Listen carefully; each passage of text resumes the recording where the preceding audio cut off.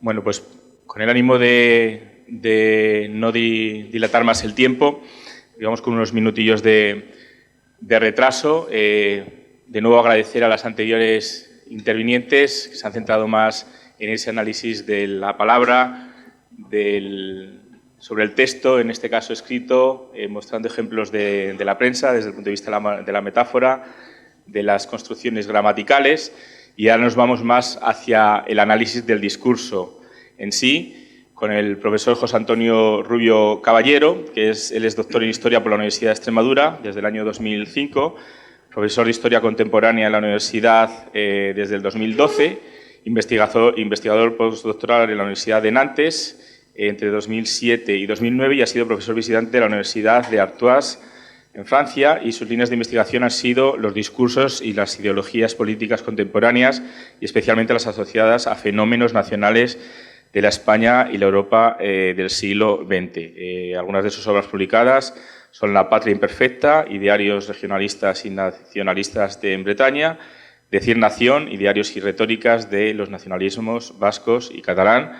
Puedo decir además que el profesor Rubio es ya un veterano en estos cursos de la transición de Yuste y también en los cursos que organizamos respecto al proceso de integración europea. El título de su ponencia, El discurso político en el este de Europa, del entusiasmo al ensimismamiento. Vamos a ver qué tiene que decirnos. La audiencia es toda suya y muchas gracias por participar. Muchas gracias, Miguel Ángel. Buenas tardes a todos. Bueno, pues tal y como podéis deducir del título de mi intervención, vamos a seguir hablando en parte de transiciones, pero lo que yo voy a tratar de hacer en esta media hora larga, intentaré que no exceda mucho más de tiempo esta intervención, lo que voy a intentar en este tiempo es cambiar el foco, desplazar un tanto el foco, tanto en lo geográfico como en lo cronológico. En lo geográfico, porque como ustedes están viendo, vamos a hablar no de España, que ha sido principalmente el centro básico de atención de las conferencias anteriores, vamos a sacarlo de España y vamos a irnos a Europa y concretamente a la mitad oriental de Europa, a los territorios que están, digamos, más allá del río Elba. Y desde el punto de vista cronológico, pues vamos a hablar de transiciones, y lo digo en plural, porque no necesariamente o no solo vamos a hablar de la transición que buena parte de ustedes pueden tener en mente, que fue la transición de la que ahora se celebran 3 décadas, se conmemoran las 3 décadas de la transición del comunismo al liberalismo, a la democracia en Europa del Este, sino que además de esa transición vamos a centrarnos principalmente en esos conatos de transición que no dicen su nombre, pero que en ciertos aspectos amenazan con estar produciéndose en ese área geográfica a la que me estoy refiriendo. Es decir, estaríamos, tal y como vamos a ver a continuación, ante una serie de procesos en los que parece que los modelos instaurados a partir de los años 90, después de la caída del muro, empiezan a ser cuestionados y en algunos casos, en algunos países concretamente, empiezan a dar lugar, empiezan a evolucionar, a mutar hacia otros sistemas que por ahora todavía no están perfectamente definidos, que por ahora todavía no han cristalizado de una manera clara, pero que en cualquier caso difieren de aquello que se empezó a edificar en los años 90 justo después de la caída del muro. Por tanto, desplazamos el foco en la geografía, pero también en el tiempo, porque como van a ver ustedes, vamos a estar constantemente saltando entre ese pasado reciente, que es los años 90, la transición del comunismo al capitalismo, y esos años en los que esos lustros, esos últimos 2 lustros de historia, ese presente casi podríamos decir, en el que se está produciendo una, no sé si segunda transición, o al menos una revisión de la transición que hubo hace 30 años. Y para ello me voy a permitir empezar simplemente con 2 o 3 o 4 máximo, digamos, botones de muestra, con varias pinceladas discursivas, ya que estamos hablando de discurso, sacadas tanto de esas primeras transiciones del comunismo al capitalismo, como de estos conatos de segundas transiciones que tenemos ahora. Varios extractos de discurso que yo creo que vienen bien para situarnos ante el problema sobre el que quiero comentarles y que tiene que ver, tal y como ven en la segunda parte del título de mi intervención, del entusiasmo al ensimismamiento, es decir, con esa idea de cuestionar o de, digamos, matizar o de revocar la idea inicial de las transiciones de hace 30 años que estaban marcadas por un aparente, al menos, entusiasmo y que ahora parecen tender hacia un ensimismamiento, un encapsulamiento, un cierto repliegue, una cierta negación de aquello que se quería ya una conquista irreversible, ¿no? Como era la europeización de determinados países y la integración en los cauces y en los circuitos de la democracia liberal al uso. Nos referimos a esa área geográfica que antes de la caída del comunismo estaba integrada por esos estados. Hoy son muchos más, como saben, puesto que algunos se han fraccionado, se han fracturado, el caso de Yugoslavia o el caso de Checoslovaquia. Y me gustaría recordar, por ejemplo, unas palabras del escritor, el poeta Czesław Miłosz, polaco, poeta por antonomasia del siglo XX de este país, del este, que decía justo en la época de la transición del comunismo al capitalismo: yo soy la voz de la otra Europa, que incluye muchas ciudades y países al este de Alemania. A causa de las divisiones del pasado, hay algo en común entre todos nosotros. Es la memoria del sur, la memoria de la civilización mediterránea. Un polaco hablando del Mediterráneo, reivindicándose como mediterráneo, que siempre estuvo viva en nuestra religión, la católica, en nuestra filosofía, en nuestros monumentos, en el lenguaje, en la pintura y en la arquitectura. Yo mismo nací en una ciudad en la que el barroco predominaba en las iglesias católicas del norte y aprendí en la escuela a recitar a Horacio y a Ovidio. Por eso pude pensar con todo derecho que Europa era mi patria. Bien, este extracto del poeta polaco nos sitúa ante una de las ideas que planearon y que presidieron ese proceso tanto inmediatamente anterior como inmediatamente posterior a las transiciones del comunismo al capitalismo. El deseo de la inteligencia, como se decía, de las élites culturales y políticas institucionales de estos países en reivindicar su europeidad, sacar pecho, sacar músculo y demostrar ese carácter europeo de estos países que durante muchos tiempos habían quedado como, o habían sido percibidos en Occidente como una especie de patrio trasero, zona de nadie, o más bien casi como un territorio prerruso, poco más o menos, ¿no? Por tanto, exhibición de medallas de europeidad en el pasado. Otra idea que también me interesa mucho porque pone en cuestión algunos de las visiones más estereotipadas que han circulado durante las últimas décadas sobre las transiciones del comunismo al capitalismo, tiene que ver con análisis no tanto de protagonistas de aquellos procesos, como el caso anterior del extracto que he puesto de Miłosz, sino análisis, visiones o diagnósticos que han hecho académicos, historiadores, politólogos, en este caso, de las transiciones que hubo en aquel momento. Y fíjense que parecen un tanto sorprendentes estas visiones. François Furet, que es uno de los principales especialistas franceses de la Revolución Francesa, cómo analizó o cómo sentenció la naturaleza de estas transiciones del comunismo al capitalismo de los años 80 y 90. No ha surgido ni una idea nueva de Europa del Este en 1989. Nos venía a decir que estas transiciones eran un tanto peculiares, porque no estaban impulsadas o movidas por grandes afanes de cambio. Cambio sí, evidente, había que sustituir un sistema por otro, que no es poco. Pero esas ideas de cambio eran solo para acabar con una cosa y restituir algo que hubiera existido antes, no inventar nada nuevo.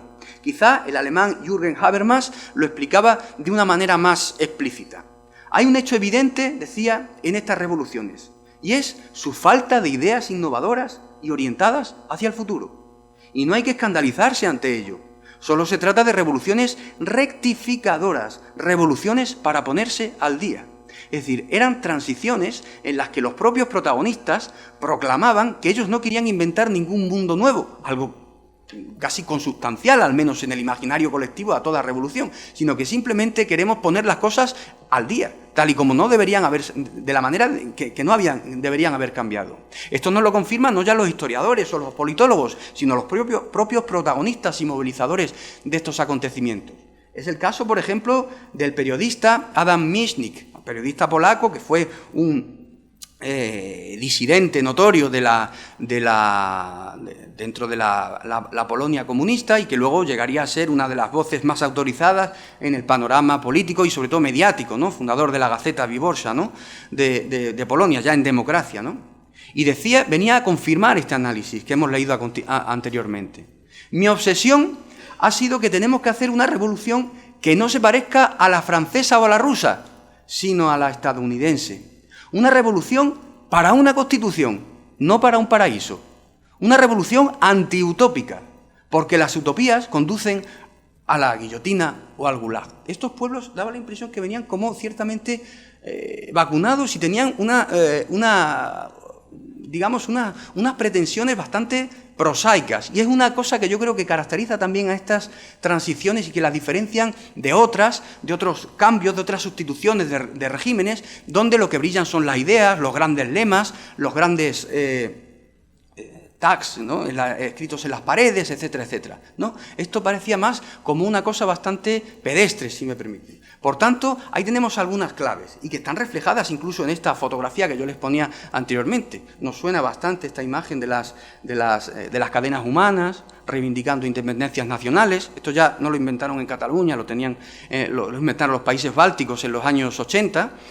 La famosa cadena humana que formaron, nacionales de Estonia, Letonia y Lituania para protestar contra la situación que consideraban de ocupación soviética, que venía desde la Segunda Guerra Mundial, y que nos evocan, que tienen cierta relación, así visual, el primer impacto, con episodios que hemos vivido en la cuestión catalana, pero que al mismo tiempo se diferencian bastante de ellas. Esa imagen no es precisamente la de ninguna intifada, la de ninguna barricada, esos niños por ahí vagando, es decir, esa imagen de las revoluciones antiutópicas, tranquilas, simplemente rectificadoras y pedestres, ¿no? Por tanto, yo creo que aquí tenemos algunas ideas clave. La primera es esta, la de la reivindicación de la europeidad de quienes los europeos occidentales no llegaban a considerar plenamente europeos, la de la reivindicación de no queremos nada nuevo ni ningún ensueño, sino simplemente poner las cosas donde nunca deberían haberse movido.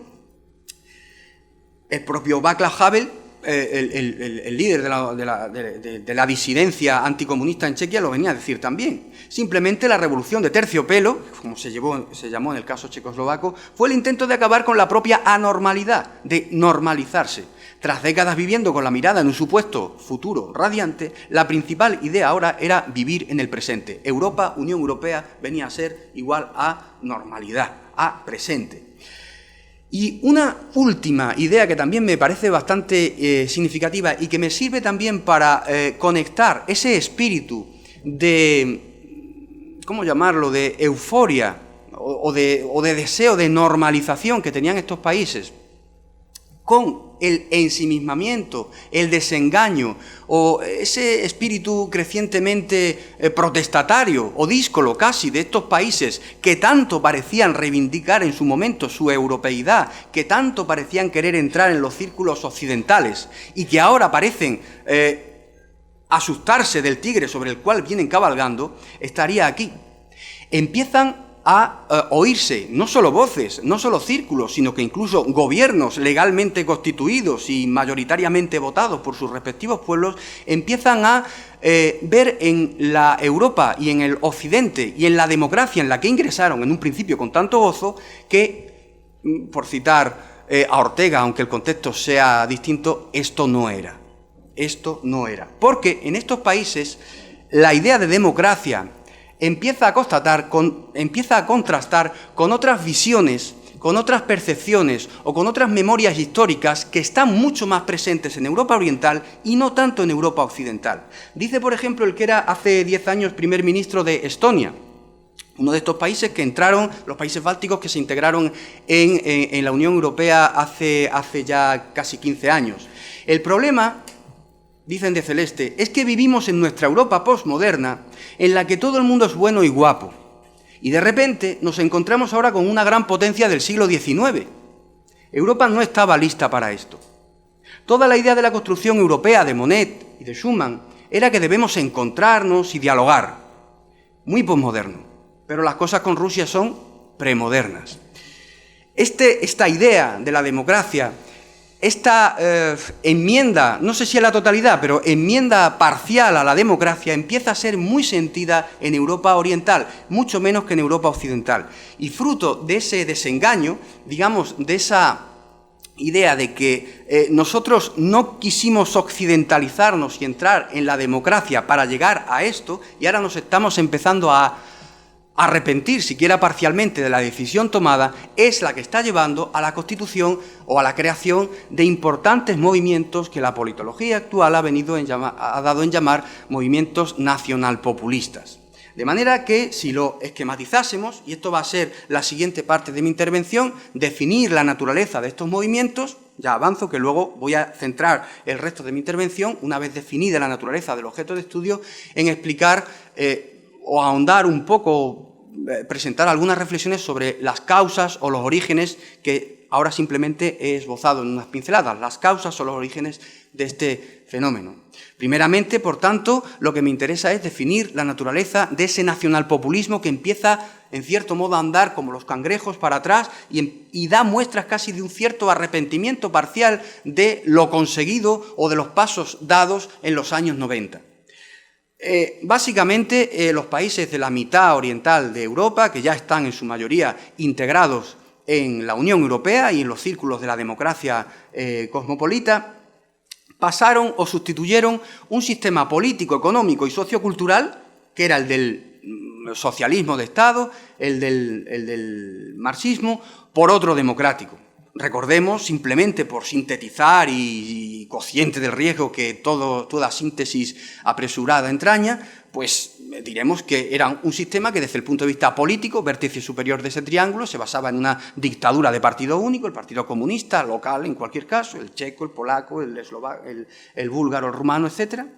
Una economía, el vértice inferior derecho, de lo que pueden ustedes ver ahí detrás mío, pues un control estatal, es decir, una economía con unos grados de libertad, de libre iniciativa muy restringidos por el poder del Estado sobre el funcionamiento de la distribución, producción de bienes y productos, etc.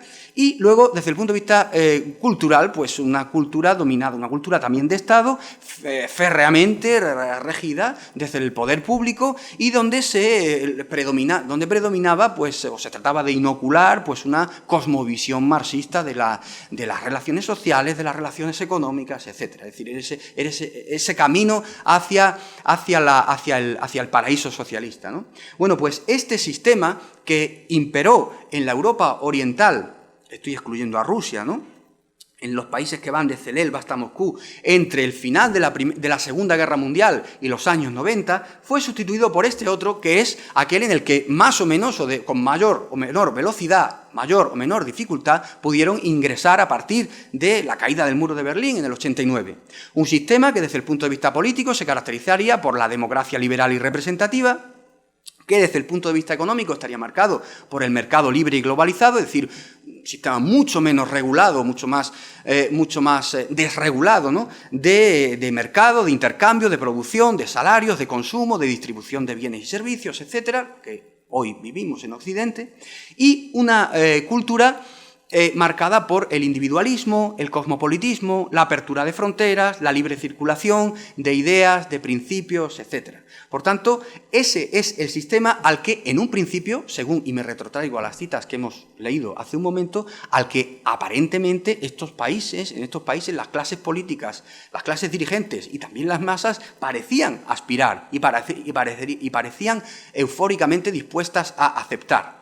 El tercer paso, si esta era la primera, la transición de la que les he hablado, la que tuvo lugar hace aproximadamente 20-30 años, la tercera de las transiciones que se empezarían a estar produciendo en estos países o hacia donde tenderían o hacia donde pretenderían llegar buena parte de estas sociedades, estaría en este tercer modelo, en este modelo alternativo, que no supone un regreso atrás, no supone una vuelta al triángulo inicial, sino la implantación de un tercer modelo alternativo que se caracterizaría desde el punto de vista político, primero, por un modelo de democracias formales, pero restringidas y con un claro acento plebiscitario, y marcada por los liderazgos fuertes, es decir, poder ejecutivo bastante más pronunciado, bastante más fuerte que los poderes compensatorios, legislativo o judicial. Desde el punto de vista económico no se pretende volver a la economía totalmente estatalizada y controlada por el poder, es decir, no se pretende volver a un marxismo económico, pero sí a ciertas formas más o menos proteccionistas y estatalistas, como si el libre mercado hubiera dado vértigo y se hubiese querido dar un paso atrás, ¿no? Y desde el punto de vista, y este es muy importante para este tipo de ideologías nacionalpopulistas, un modelo en el que primarían discursos nacionalistas y conservadores, es decir, donde el paradigma del individuo libre, atomizado, emancipado de las tutelas nacionales, familiares, tradicionales, pues se daría a una realidad pues mucho más libre, mucho más desorganizada, mucho más hedonista en muchos casos. Entonces se pretendería volver a ciertas seguridades, a ciertas raíces que el liberalismo, por su propia naturaleza, pues va disolviendo y erosionando. Por lo tanto, no se pretende volver ni al punto inicial, pero tampoco quedarnos en el modelo este azul que les he presentado anteriormente de la democracia liberal al uso. Este es el modelo por el que optan estos movimientos. En resumen, ese nacionalismo principalmente, o incluso podríamos decir que ya imperante en algunos partidos que gobiernan en los países del este de Europa, se caracterizaría, pues, como digo, por el flirteo con el autoritarismo, la oposición a políticas migratorias de la Unión Europea, es decir, hay un intento de cierre de fronteras, de un mayor control de los movimientos humanos, en buena lógica, con ese principio de la oposición al individualismo, al cosmopolitismo, es decir, esa potenciación de las identidades nacionales y de las tradiciones locales. Unas actitudes como poco díscolas frente a la idea de Europa, frente a la progresiva federalización de las estructuras de la Unión Europea, que suponen, lógicamente, una merma de las soberanías nacionales, frente al capitalismo globalizado, a ese laissez-faire, laissez-passer que está llevándose a las últimas consecuencias y que estaría, digamos, erosionando también aspectos de las culturas tradicionales. Y, muy importante, es que esos discursos que nunca habían desaparecido del todo en las sociedades, ni siquiera en las de Europa occidental, ni en las de Europa oriental, por supuesto, pero durante años habían sido fenómenos más o menos grupusculares, minoritarios, cuyas expresiones políticas, cuyos partidos políticos representantes habían tenido poco apoyo popular, pero que en los últimos años, sobre todo a partir de la crisis, de la gran recesión iniciada a partir de 2008 y la crisis migratoria, la famosa crisis de los refugiados que comenzó a partir de 2015, han tenido unas expectativas electorales confirmadas luego en los sucesivos comicios, que en algunos casos, como veremos a continuación, les ha llevado a tener en su mano el dominio de los parlamentos y el dominio de los poderes ejecutivos, en algunos casos. Por poner, no voy a hacer aquí un análisis, digamos, pormenorizado de los escenarios nacionales, podríamos hacerlo, pero esto nos llevaría mucho tiempo. Simplemente, pues, por ejemplo, ahí tienen, por si alguno de ustedes no reconoce, algunos líderes de estos movimientos. Arriba tenemos, por ejemplo, a Viktor Orbán, el líder, el primer ministro de Hungría, que quizá es el representante más notorio o más conocido a nivel internacional de esta tendencia. Claro, lo estoy viendo desde otro ángulo yo. Bueno, ustedes reconocen la tricolor de Hungría con verde, rojo y blanco y ya está. Y al lado, pues, Jaroslav Kaczynski, que es el líder del partido PIS, Derecho, Ley y Justicia, traducible así, que es el líder de ese partido. Él no tiene puestos, digamos, ejecutivos en el gobierno, pero se considera realmente el hombre fuerte y el que maneja los hilos en ese país. Polonia y Hungría, pues, serían, digamos, los dos países que mejor representan esta tendencia, en tanto en cuanto se trata de, digamos, sus gobiernos están ejercidos por dos partidos políticos que se pueden perfectamente adscribir al nacionalpopulismo y que tienen sendas e indiscutibles mayorías absolutas en sus estados. Pero aparte hay otros estados en donde esos movimientos, sin ser mayoritarios, sin tener el gobierno, sí que están condicionando mucho la acción de los respectivos gobiernos, que están en mayorías relativas, que necesitan apoyarse en ellos, o que incluso indirectamente están condicionando a los gobiernos, aunque estos gobiernos no se tengan que apoyar parlamentariamente en ellos, pero que sí están condicionando sus agendas políticas. Por ejemplo, ahí vemos el líder del partido Nuestra Eslovaquia, vemos, por ejemplo, el líder del partido Jobbik, más extremista incluso en Hungría que el de Viktor Orbán, y que compite con él por un electorado potencialmente similar. El líder del partido Ataka en Bulgaria, que es un partido minoritario, en el que necesariamente se tiene que apoyar el partido dominante en ese país, en el gobierno de Sofía, y con el que tiene que formar, digamos, gobiernos bicolores, ¿no?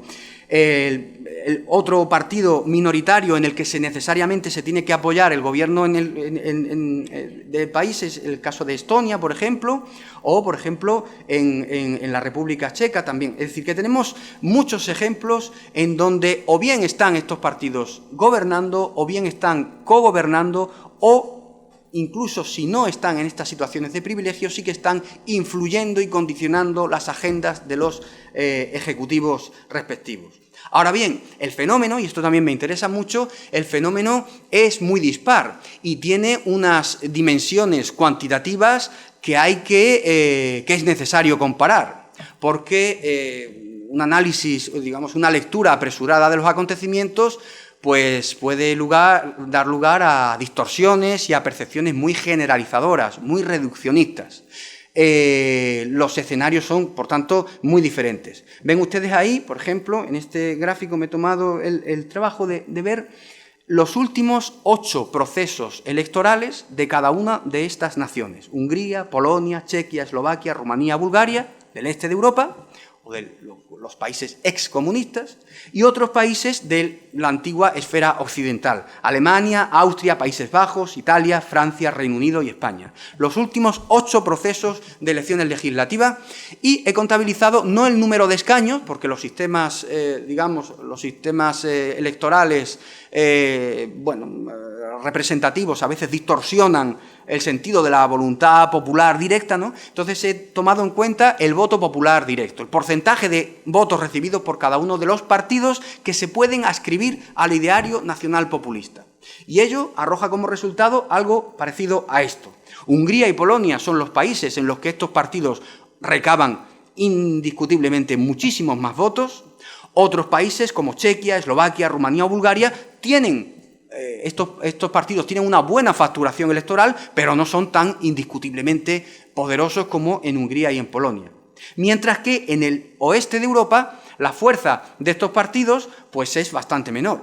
Incluso en el nuestro, donde es importante actualmente, si la consideramos, si la comparamos con la fuerza que ha tenido en los últimos procesos electorales, ha pasado de la prácticamente nada a convertirse en una fuerza que está en torno no llega al 20% de los votos, es decir, que en términos absolutos no es mucho, pero en términos relativos, si lo comparamos con la serie española, pues empieza a ser importante. Ahora bien, creo que los datos, esto que algunos de los críticos posmodernos ahora llaman el neopositivismo, bueno, pues yo reivindico cierto neopositivismo y el valor de los datos, el valor de las estadísticas, para poner en comparación las realidades y verlas, digamos, alejadas de prejuicios y de estructuras sintácticas que pueden dar lugar a equivocaciones, ¿no? Por tanto, ahí ven ustedes el mayor peso que tienen estas fuerzas en el este de Europa que en el oeste de Europa. Y dentro de los países del este hay dos, concretamente Hungría y Polonia, donde son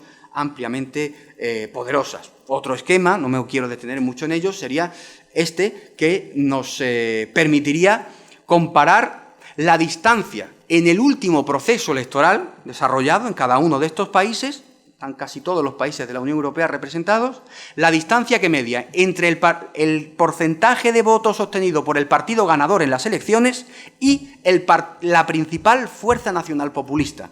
Vemos que en Polonia, en Hungría y en Letonia son una fuerza nacional populista, es la ganadora, la que está en la parte baja del esquema. Mientras que en otros países las distancias que median entre el primer clasificado en las últimas elecciones y el Partido Nacional Populista de turno, pues es muy variable.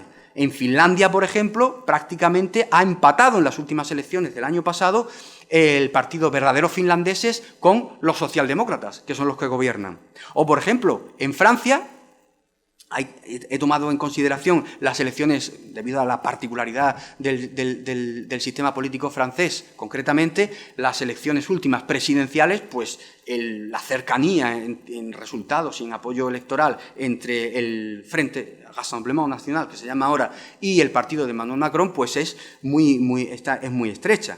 Este esquema, con todo, puede llegar a ser engañoso, porque hay digamos, estados, como por ejemplo el Reino Unido, que está en la parte alta del esquema, donde la distancia entre el principal partido nacional populista, UKIP, el partido de Nigel Farage, ¿no?, ha quedado en las últimas elecciones muy alejado del partido ganador, el partido conservador de Boris Johnson ahora mismo y de Theresa May.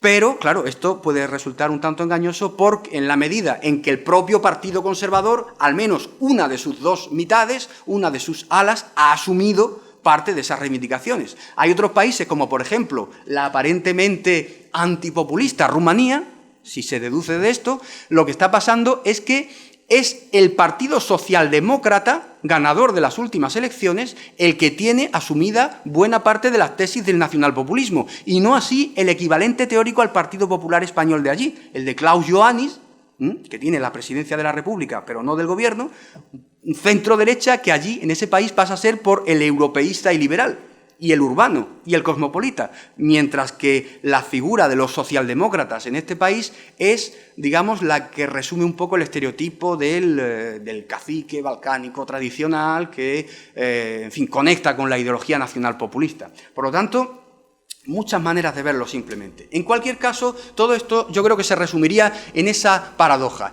ese salto alegre hacia Europa, hacia la democracia, hacia el cosmopolitismo y ese aparente, lo podríamos calificar casi de miedo o de temor ante lo realmente conseguido, que estaría, por ejemplo, en estas dos frases y en estas dos fotografías. Tenemos ahí la foto de Lech Wałęsa, que fue el líder de la transición polaca y del sindicato Solidaridad, y de el ya citado Viktor Orbán. Decía Jerzy Lukaszewski, que era uno de los mandatarios, uno de los hombres fuertes de la Polonia postcomunista, de la transición, cercanos al propio Wałęsa, que decía en 1993, en pleno proceso de transición: tratemos de construir la Europa que deseamos con todos aquellos que nos son cercanos, en un nuevo renacimiento cultural. Ahí es nada, las pretensiones eran muy altas en los años 90. Abandonemos para siempre el esquema de nosotros y ellos. Europa somos todos nosotros. Somos europeos porque somos polacos, es decir, se hacía equivaler perfectamente la identidad nacional con la identidad continental. Qué diferente de las frases recientemente pronunciadas, por ejemplo, por el líder húngaro, que venía a decir en un momento quizá de efusión, en un discurso en el Día de la Patria: ya sufrimos durante mucho tiempo a la Viena de los Habsburgo y al Moscú de los comunistas, como para que ahora Bruselas nos dicte cómo tenemos que vivir. Por tanto, un uso populista, en cierto modo torticero, emocional, de las referencias del pasado, de los temores hacia el pasado. Por lo tanto, unos que querían entrar y otros ahora que dicen: cuidado, hemos llegado hasta aquí, pero ni un paso más. Con Europa hasta la muerte, pero ni un paso más, como decía Bergamín de los comunistas, ¿no? La última parte de mi intervención tendría que ver con unas pinceladas, con unas sugerencias, porque no tengo tiempo para desarrollar estas ideas, pero sí que me gustaría que reflexionásemos casi todos juntos para pensar los motivos que han llevado a estos países a cumplir lo que yo definía en la diapositiva anterior, esa aparente paradoja. ¿Cómo nos puede asustar una cosa por la que tanto habíamos aparentemente luchado y por la que tanto habíamos, empeñado tantos esfuerzos, ¿no? ¿Por qué volvemos, no para atrás, pero por qué queremos irnos al menos para otro lado, hacernos a un lado y estamos empezando a desengañarnos de las aparentes bondades y aparentemente incuestionables bondades de la democracia, el cosmopolitismo y el libre mercado? Bien, pues yo, enumeraría, o recurriría a una suma, a un cúmulo de factores que han ido coincidiendo en el tiempo y que, puestos todos casi en una batidora, han conformado el cóctel necesario, o como dicen muchos ahora, la tormenta perfecta que ha llevado a que buena parte de las sociedades del este de Europa asuman ese credo nacional populista, lo voten, le den su confianza y, en muchos casos, como hemos visto, hasta le lleven hacia las más altas instituciones de estos estados. En primer lugar, me gustaría reflexionar sobre la ausencia de mala conciencia que hay en estos países en relación al nacionalismo, o más concretamente, hacia la expresión más paroxística o más delirante del nacionalismo que tenemos en el pasado reciente, que fue el nazismo. Dense cuenta ustedes de que la idea del nazismo, la idea del nacionalismo, digamos, perfectamente condensada en el nazismo que sufrió toda Europa, tanto la occidental como la oriental, en el siglo que se ha cerrado hace poco, es vivida, es apreciada en el este y en el oeste de Europa de otra manera. Mientras que la idea nacional en el occidente europeo es percibida casi con el sentido de la culpa, es decir, hay un cierto discurso de contrición, de arrepentimiento, un cierto propósito de enmienda, un cierto sentimiento de culpabilidad. El nacionalismo está, en cierto modo, teñido de connotaciones netamente negativas. Estos países, sin embargo, han empezado a desarrollar la idea de que el nacionalismo, o al menos el mal nacionalismo, no es el suyo. El mal nacionalismo ellos lo sufrieron, no lo enarbolaron.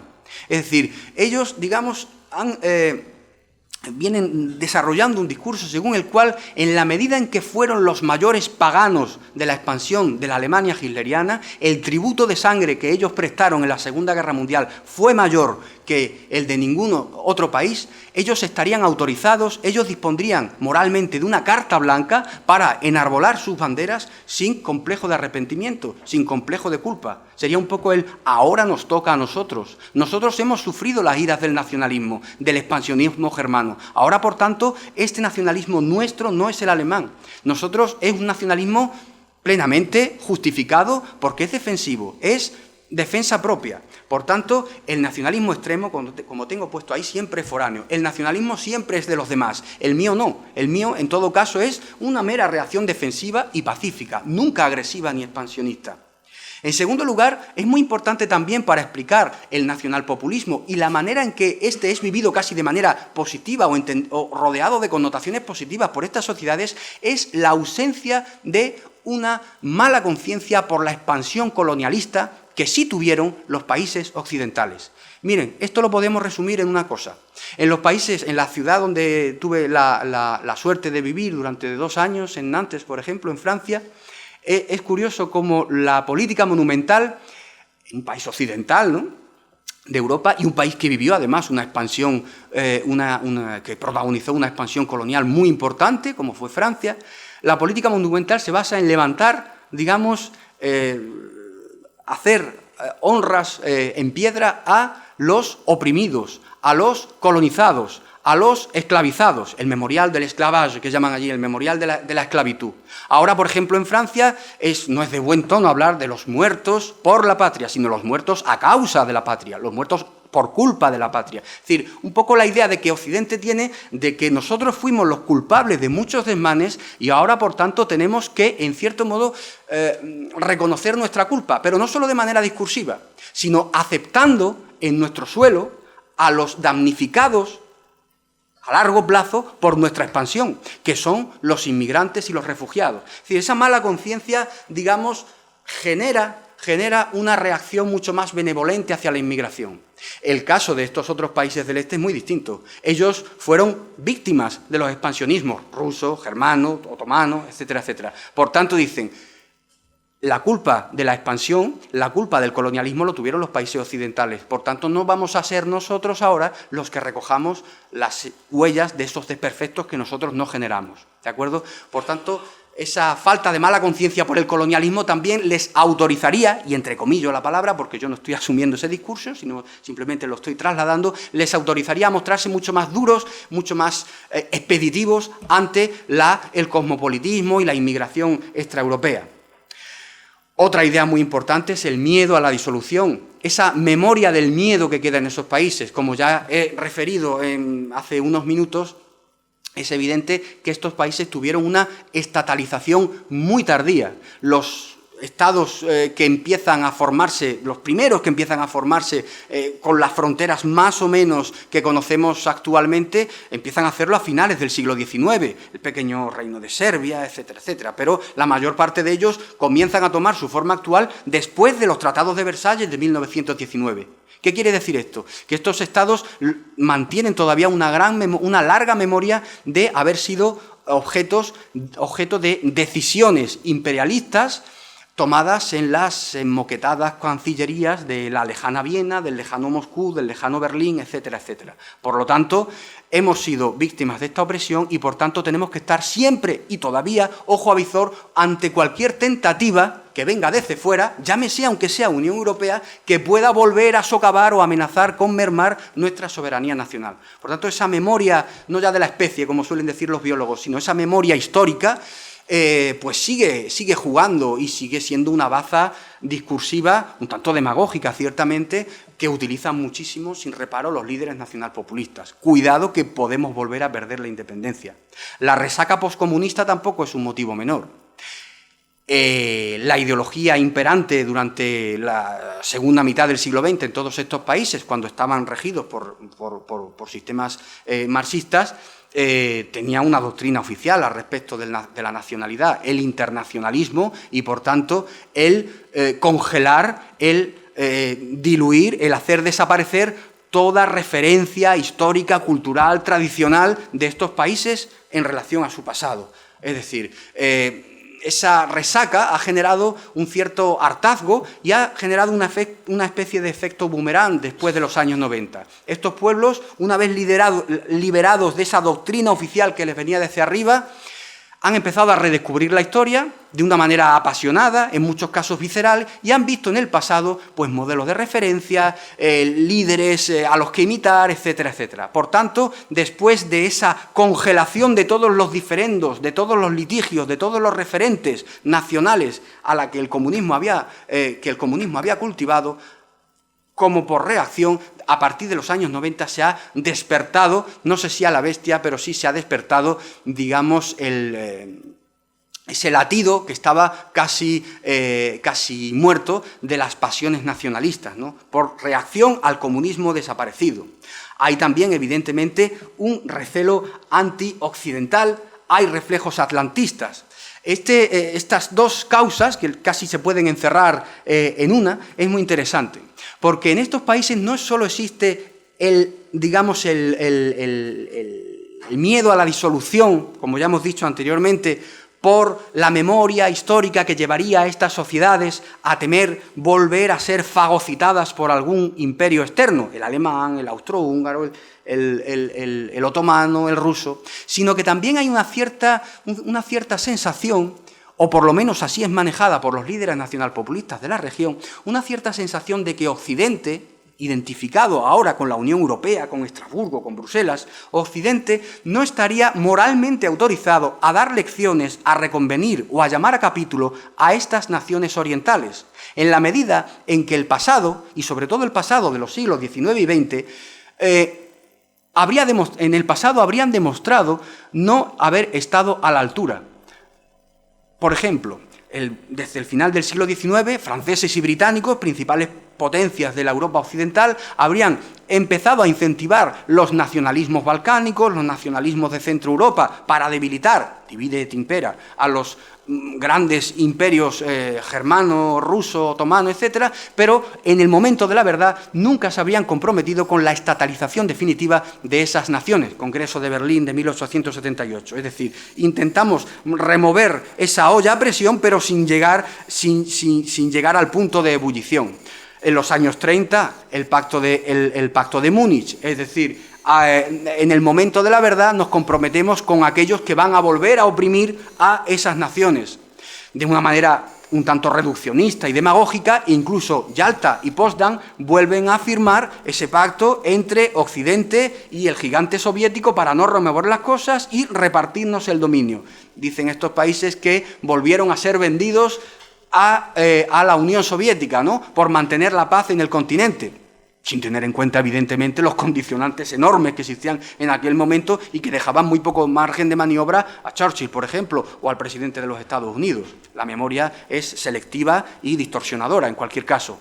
O incluso, si nos vamos más adelante, la Realpolitik de la Alemania Occidental, que empezó a tender puentes con los países comunistas al mismo tiempo en que en Hungría en el 56, en que Poznan en Polonia en el 56, o que en Checoslovaquia en el 68 estaba pasando lo que estaba pasando. La Unión Soviética estaba tratando de manera inmisericordia estos movimientos. O si avanzamos en los propios años 60, esa juventud más o menos urbanita, cultivada, universitaria, que estaba empezando a enarbolar por las calles del barrio latino de París el libro rojo de Mao, cuando en aquel mismo momento en los países del este de Europa, la misma juventud, su coetánea, estaba precisamente luchando por lo contrario, por independizarse del yugo soviético, cuando esa juventud de Praga precisamente sabía mucho mejor que la occidental lo que ese libro rojo suponía y las consecuencias que ello podía traer, ¿no? Es decir, que el reguero de afrentas reales, objetivas o distorsionadas y exageradas es muy grande. Por eso también explica un poco esa actitud un poco díscola,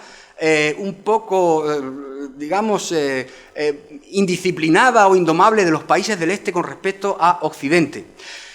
¿Esto en qué ha derivado? Pues en los reflejos atlantistas y en el oportunismo que tuvieron muchos de estos países después de la transición. ¿Por qué? Pues porque la antítesis de esa Europa mezquina, taimada, que prometía pero que luego se rendía, estaba en los Estados Unidos. Estaba en el tío de América, estaba en esos inmigrantes que se habían ido desde el siglo XIX, ese paraíso aparente de paz, de prosperidad, de libertad, ese país de los Estados Unidos, ese gigante que viene a Europa cuando hay problemas y que nos libera, que contiene a los soviéticos, que a los pequeños países europeos nos libra de guerras civiles, o que por lo menos las contiene como un hermano mayor que se pone de intermediario entre los hermanos pequeños que se están peleando. Por tanto, el contraste con esa Europa occidental taimada, mezquina, sería la de los Estados Unidos, que vienen a ayudar a los países orientales. Y ahí entraría también el argumento del oportunismo. Ciertamente, esas posiciones tan atlantistas, tan proamericanas de los países de la Europa Oriental, no solo estarían motivadas por el contraste que les acabo de decir, sino también por la necesidad obvia de hacer méritos. ¿Qué quiero decir? Evidentemente, la manera más rápida de estos países de salir de la esfera comunista y de integrarse en la órbita occidental el atajo era hacerse, digamos, cercanos, hacerse íntimos de los Estados Unidos. A Occidente se llega antes por Washington que por Bruselas. La guerra de Irak, la actitud, por ejemplo, de los países orientales fue de apoyar a los gobiernos de Bush, mientras que la Europa occidental, más segura de sí mismo, mantuvo posiciones matizadas o, en muchos casos, incluso contrarias al respaldo americano. Pero estos países del este, Havel incluido, pues apoyaron a los Estados Unidos. Un botón de muestra que nos ilustra que el atajo para hacerse un hueco rápidamente en el club de los países occidentales era apoyar al líder de los países occidentales. Y por otra parte también había un atajo sentido de manera bilateral. ¿Por qué? Porque los Estados Unidos también fueron oportunistas a la hora de admitir rápidamente a los países del este. Su política internacional, en muchos casos, ya sabemos cuál es la de buscar a los hombres fuertes del lugar, sin preguntar demasiado cuáles son sus pasados, cuáles son sus trayectorias políticas o sus convicciones, si es que las tuvieran, ya fueran jeques árabes, nada respetuosos de los principios liberales y democráticos, o gentes de pasado comunista. Ahí tenemos, por ejemplo, yo que sé, la foto de George Bush con Ion Iliescu, que era el hombre que le llevaba los cafés a Ceausescu, poco importaba. El caso es quién es aquí el hombre fuerte, me da igual de dónde vengan, incluidos los de la nomenclatura comunista reconvertidos, etcétera, etcétera. Y ante una penúltima circunstancia que a todo esto yo creo que convendría también poner en el contador para explicar el ascenso del nacionalpopulismo en los últimos años, tendría que ver casi con un hastío, yo lo he llamado así, hastío democrático o desengaño democrático. O desengaño al menos ante los principios rectores de la transición realmente desarrollada en los años 90 en estos países. Casi se trataría de un fenómeno simétrico muy parecido al que se está dando en los últimos años en España, pero en un sentido opuesto. Mientras que aquí en los países occidentales, y sobre todo en los que han vivido una reciente transición, relativamente reciente en España, viene a ser, para que nos entendamos, dicho rápidamente, el hemisferio izquierdo, la mitad izquierda del tablero social y político, la que ha empezado a cuestionar los pretendidos logros de la transición, la concordia, el acuerdo, el olvido de la guerra civil, etcétera, etcétera, y está tratando de revocar ese pacto y de devolver un poco al centro de la agenda política un debate sobre los pretendidos olvidos, amnesias intolerables de la transición, allí, en estos países, viene a ser el hemisferio derecho de estas sociedades y los partidos políticos que lo representan, los nacionalpopulistas encabezándolo todo, para plantear enmiendas parciales o incluso totales a esas transiciones. Pero el discurso viene a ser el mismo. La transición fue un pacto vergonzante y es necesario volver a ponerla sobre el tapete, volver a hablar de ella y hacer la transición definitiva. Mientras que en un país como el nuestro, occidental, es la izquierda la que dice ahora es cuando tiene que venir la verdadera transición y romper con los lazos, los pretendidos lazos que todavía este sistema habría heredado de la dictadura anterior. Las derechas de estos países son las que vienen desarrollando este discurso en un sentido diametralmente opuesto. Ahora es el momento de acabar con esas constituciones pactadas. ¿Pactadas entre quién? Entre la nomenclatura comunista que se salía del régimen y que se adaptaba a la nueva democracia y esa disidencia claudicante que falta de una fuerza decisiva, como decía el profesor Moradillo esta mañana, falta de una fuerza aplastante para derrocar a las dictaduras, se avino a pactar con ella una transición de terciopelo, como se le llamó. Sería el momento de acabar con ese pacto y de acabar, como dicen los líderes de la Polonia actual, con la constitución de esa transición a la que califican de documento postcomunista. En Hungría incluso ya no lo llaman documento postcomunista, sino que han hecho ya su propia constitución, enmendando muchísimas cosas y, digamos, incluyendo o imprimiendo el sello del nacionalpopulismo en la nueva Carta Magna de ese país. Por lo tanto, ese hastío democrático sentido por la mitad derecha del electorado de estas naciones también estaría ahí. No nos gusta la transición. Durante los años 90 y durante los años 2000 convivimos con esta situación de ten con ten, de arreglo, de enjuague, pero ya es hora, pasada una generación, importantísimo hablar también cuando hablamos de historia contemporánea de las circunstancias biológicas generacionales, de los reemplazos de personas, de cuadros, de élites, para explicar los cambios políticos, pues pasada una generación de la transición, ahora aquí son las derechas las que dicen que hay que limpiar de comunismo, de rezagados del comunismo, estos sistemas. Y por último, el euroescepticismo. Europa, lo diré de una manera bastante lo más breve posible, Europa ha pasado de ser, si me permiten el símil religioso, de un santo grial que había que conquistar a un cáliz que había que apartar. Es decir, Europa en principio era una meta a la que había que llegar a toda costa, a cualquier precio, porque era una manera de ingresar en Occidente, pero ahora ha empezado a ser, por todos los motivos que ya he ido desgranando anteriormente, Europa ahora se empieza a ver, al menos por la mitad derecha de estos electorados de todos estos países, como una cosa con la que nosotros no habíamos soñado. A veces, interrogados los líderes políticos, institucionales y también la inteligencia que anima este tipo de discursos por estas circunstancias, se apela un poco se les interpela refiriéndose a la contradicción que esto supondría. Este cambio de opinión, ¿a qué se puede deber? Esta no es la Europa en la que nosotros queríamos integrarnos. ¿Cómo es posible? Sí, porque, y me retrotraigo a las primeras diapositivas que ustedes pudieron ver, nosotros queríamos simplemente normalizarnos, occidentalizarnos, pero es que Occidente ya no es el mismo, pero es que Europa ya no es la misma. Nosotros cuando hablábamos de democracia, hablamos de la democracia de los años 80, y hablábamos de la familia de los años 80, y hablábamos del orden social de los años 80 y de los valores de los años 80, pero es que esta Europa ha cambiado, nos ha cambiado el paso, se ha ido de donde nosotros queríamos entrar, y llegan a hacer la pirueta conceptual siguiente: es Europa occidental la que tiene ahora que aprender de nosotros. Ellos se han movido y nosotros nos hemos quedado en nuestro sitio. Nosotros vendríamos a ser la verdadera Europa, la que no varió de posición. Por lo tanto, esa es la pirueta, o incluso yo me atrevo a decir, la trampa conceptual que están desarrollando estos estados. En suma, son un conjunto bastante denso, bastante nutrido de razones que explicarían todo este giro y que, en definitiva, nos colocan ante una situación que hasta hace pocos años pues casi no la habríamos considerado. Considerábamos con Fukuyama que la historia había acabado, que había llegado el final de la historia, que el metro había llegado a su estación final y que esto de aquí ya no se movía.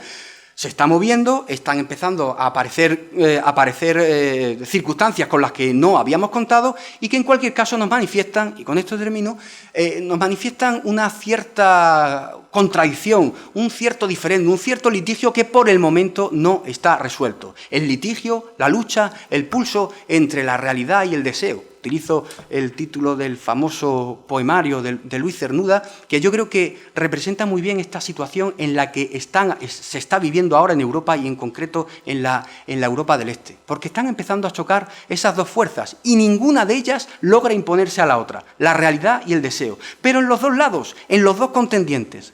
Porque, por un lado, la Unión Europea, representante o, digamos, quinta esencia de la globalización, del cosmopolitismo, del pacto socialdemócrata alcanzado después de 1945 en Occidente, está tratando de, digamos, hacer entrar definitivamente y pacíficamente en el redil a estos países, y estos países se están resistiendo de una manera que en principio no se había considerado. Es decir, que la Unión Europea, Occidente o, por extensión, el liberalismo cosmopolita está viendo cómo sus deseos están chocando contra una realidad, la de unos pueblos que se están resistiendo, dicho sea de una manera familiar, como gato panza arriba, y esto no se esperaba. La realidad choca con el deseo, desde arriba. Pero estos países, al mismo tiempo, también están sufriendo esta misma escisión entre la realidad y el deseo. ¿Por qué? Pues porque ellos también están intentando hacer valer sus posiciones, están remando con todas sus fuerzas en pos de una meta, la del reconocimiento de su independencia nacional,